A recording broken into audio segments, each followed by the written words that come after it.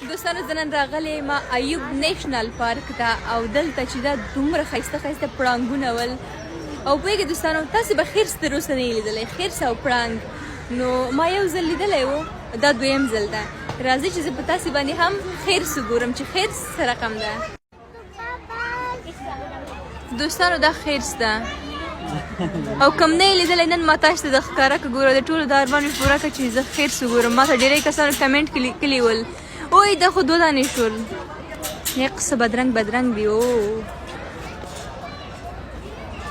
څه بدرنګ بدرنګ دي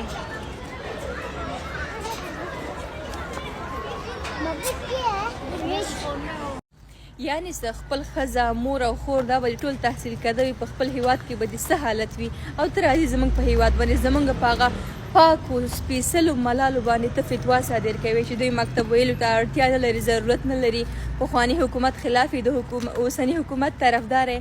دا بنده خو ستا خپل حکومت ده او ډاکټر صاحب نجیب یو خبره چې دا ویډیو به شاید اوس هم تاسو ته فور یو کې راځي دا مخکې هم د دوی ویډیوګانې شیان زه ډېر ګورم ویلي و چې یو ورځ به نه یو ورځ به همدا جعلي پټکیوالا همدا کسان به راځي زموږ هیواد ته او نن ورځ همغسې وشو زموږ په پاکې او سپېڅلې خاوره کې همدا مردار قدمونه کېښودل شو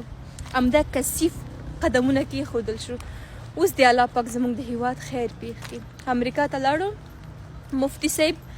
جعلي ډیزلي او بېرته راغی پاکستان ته بېرته د خپل هیواد څخه لاړو افغانستان سلامونه دوستانو هیله ده چې روغ جوړ اوسئ زه یم مینه اکبري افغان ژورنالیسټ تاسې راغلی یم د هم پښتو ون مارنینګ شو ته که دا خپرونه تاسې په لایف بڼه نه وي کتلې او تاسې کولی شئ چې د هم پښتو ون په یوټیوب چینل باندې لیدونکي اوسئ واقعا ډېره ښکلې او په زړه پورې خپرونه